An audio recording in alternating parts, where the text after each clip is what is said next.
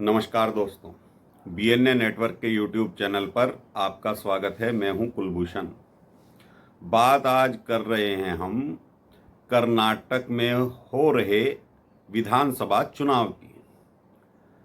अब कांग्रेस की ये परंपरा रही है 2014 से, कोई भी चुनाव होता है, लोकसभा के चुनाव हो या किसी राज्य के विधानसभा के चुनाव हो, तो कांग्रेस पार्टी का कोई ना कोई नेता ऐसी वाणी बोल देता है, ऐसी बात बोल देता है जो कांग्रेस पार्टी के लिए घातक बन जाती है। जी हाँ दोस्तों, मल्लिकार्जुन खड़गे और सिद्धरमैया, ये दो नेता ऐसे हैं। सिद्धरमैया कर्नाटक के पूर्व मुख्यमंत्री हैं और खड़गे साहब राष्ट्रीय अध्यक्ष हैं कांग्रेस पार्टी के।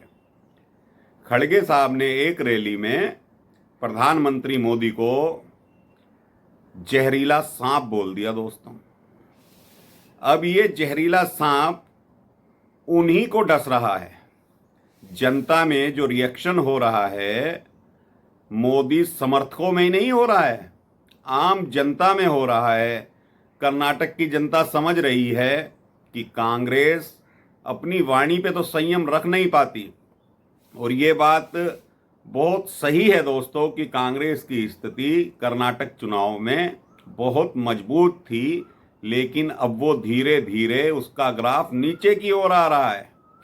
वहीं सिद्धरमैया ने, जो लिंगायत समुदाय है कर्नाटक में और बहुत मात्रा में है, उसके लिए कहा है कि ये समाज करप्ट है, भ्रष्ट है। जगदीश शेट्टार, जो पूर्व मुख्यमंत्री रहे कर्नाटक के, भाजपा के सदस्य रहे, 40 सालों से कई बार विधायक रहे, वो लिंगायत समुदाय से आते हैं। अब उन्होंने एंट्री करी है कांग्रेस में, तो सिद्धरमैया को ये बात अच्छी नहीं लगी और उन्होंने लिंगायत समुदाय के ऊपर ही कटाक्ष कर दिया।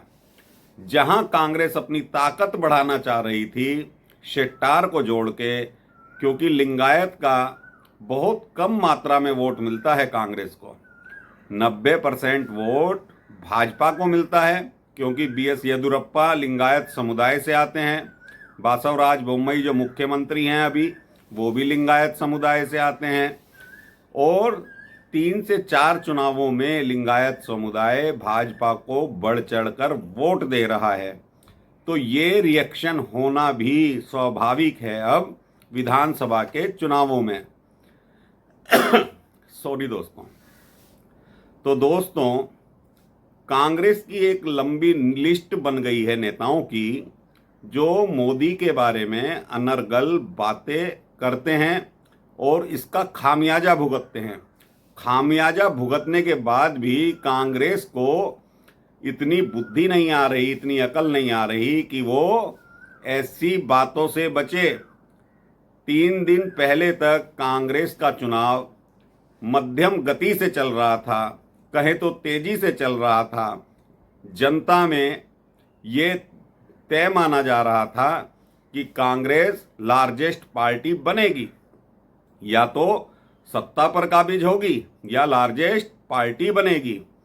लेकिन अब 3 दिन से जो माहौल है कर्नाटका में, जो जहरीला सांप बोला गया है मोदी जी को, उसके बारे में अब जनता रिएक्शन कर रही है। सिद्धरमैया जो लिंगायत समुदाय को करप्ट बोल रहे हैं, उससे जनता में बहुत ज़्यादा रिएक्शन हो रहा है। और अभी प्रधानमंत्री की मोदी की रैली नहीं हुई है कर्नाटका में। जब प्रधानमंत्री उतरेंगे और उनके लिए जो पिच तैयार कर दी है कांग्रेस ने कि आइए बैटिंग करिए, हमने आपको ऐसा ऐसा बोल दिया है, तो प्रधानमंत्री मोदी जनता से जिस तरह से अपने तार जोड़ते हैं वो आपको मालूम ही है।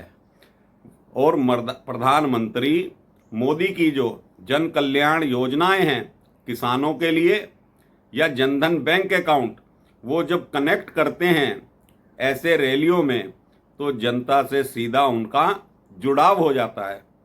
और जब प्रधानमंत्री अपने आप को जनता के सामने कहेंगे कि मुझे तो जहरीला सांप बोला जा रहा है, तो कांग्रेस का वोट बैंक खिसकेगा, खिसक रहा है और खिसकेगा।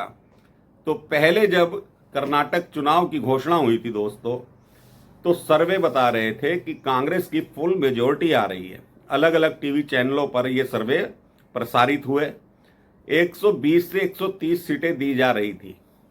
अब यही सीटें घटकर 110 से 115 के बीच में आ गई, फिर 100 से 110 के बीच में आ गई। जहां भाजपा को शुरू में 60 से 70 सीटें दी जा रही थी, आज भाजपा 80 से 90 सीटों के बीच में सर्वे बता रहे हैं। लेकिन हमारी जो जानकारी है दोस्तों, कर्नाटक में सिंगल लार्जेस्ट पार्टी बीजेपी बनने जा रही है। माननीय योगी जो मुख्यमंत्री हैं उत्तर प्रदेश के, उनकी डिमांड इतनी जबरदस्त है रैलियों की कि जो चुनाव लड़ रहे हैं विधानसभा का, वो चाहते हैं कि एक एक रैली हर प्रत्याशी के समर्थन में योगी करें।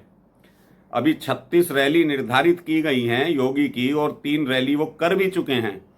जनता में भारी जन समर्थन योगी के प्रति देखा गया, और योगी जिस संप्रदाय से आते हैं उस संप्रदाय के फॉलोअर कर्नाटका में बहुत मात्रा में हैं। और जो कोस्टल बेल्ट है कर्नाटका की, वहाँ पर जब योगी बात कर रहे हैं, बात करते हैं, रैली में अपना भाषण देते हैं, तो उसका प्रभाव कोस्टल एरिया में दुगना हो रहा है। और ये प्रभाव हमने पिछले चुनावों में भी देखा था दोस्तों। जो कोस्टल एरिया है योगी का गढ़ माना जा रहा है, और पूरा कर्नाटका ही अब योगी को या योगी जैसा मुख्यमंत्री अब कर्नाटका में चाहता है।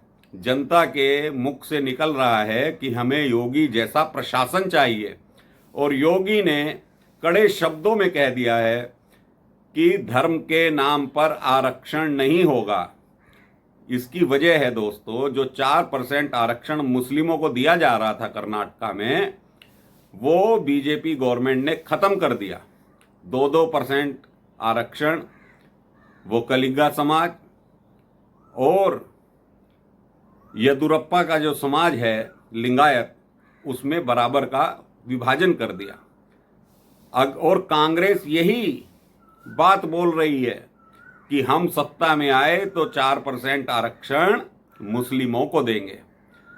तो जो वोकालिंगा समाज है और लिंगायत समाज है, वो भला क्यों कांग्रेस को वोट देने लगा?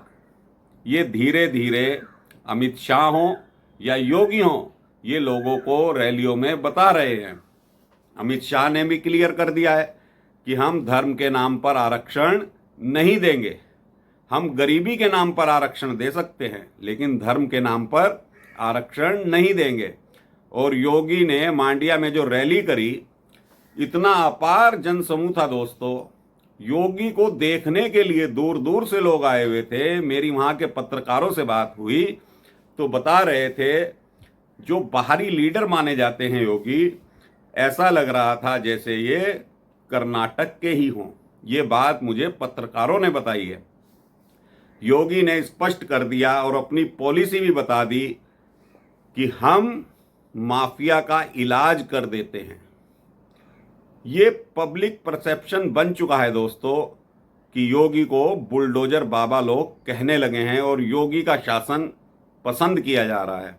और यही बात अब कर्नाटका में भी होने जा रही है। लेकिन भाजपा को देखना पड़ेगा कि अगला मुख्यमंत्री अगर वो सत्ता में आती है तो किसे बनाया जाए। जो बीजेपी के कार्यकर्ता हैं और जो जनता है, वो योगी शासन के फार्मूले को कर्नाटका में लागू करना चाहती है। ये तो योगी और अमित शाह तक की बात हो गई बीजेपी की। जो बीजेपी आज धीरे धीरे उसका ग्राफ जो बढ़ रहा है, और जो मल्लिकार्जुन ने कहा है वो विपरीत दिशा में अब कांग्रेस जा रही है। लेकिन जिस दिन मोदी की एंट्री हो गई, क्योंकि अब 8 या 9 दिन बचे हैं चुनाव प्रचार में, चुनाव तो 10 तारीख को है, लेकिन 2 दिन पहले चुनाव प्रचार खत्म हो जाएगा। तो 8 तारीख तक 10 दिन बचे हैं या 9 दिन बचे हैं, उसमें अभी मोदी की एंट्री होनी बाकी है। ये तय है दोस्तों कि मोदी जब भी आखिरी के दौर में चुनाव प्रचार में उतरते हैं तो माहौल बदल देते हैं। आज का अनुमान सर्वे ये कह रहा है, पत्रकारों के समूह की बात कर रहा हूं, किसी टीवी चैनल की नहीं कर रहा हूं, कि भाजपा 95 से 105 सीट पा रही है। अभी मेजोरिटी पत्रकार नहीं दे रहे हैं। वहीं कांग्रेस को 85 से 95 सीटें पत्रकारों का एक समूह दे रहा है, जो लोकल कर्नाटका का है। और यदि मोदी और योगी अपना जलवा पूरा बिखेर देते हैं तो भाजपा सत्ता पर आसीन दोबारा से हो सकती है। कांग्रेस जो पिछड़ रही है उसका मुख्य कारण राहुल गांधी का पिछड़ा कार्ड, जो ओबीसी कार्ड वो खेल रहे हैं, क्योंकि ओबीसी जानता है कि कांग्रेस कभी पिछड़ों की समर्थक नहीं रही।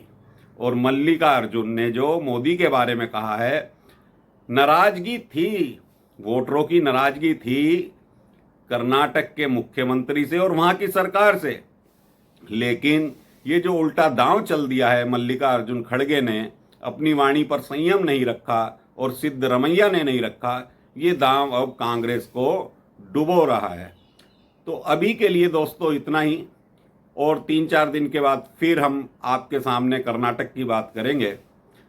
तो ये मेरा कंटेंट आपको पसंद आए तो लाइक कीजिए, कमेंट कीजिए, वीडियो को शेयर कीजिए और चैनल को सब्सक्राइब कीजिए। धन्यवाद, नमस्कार, भारत माता की जय।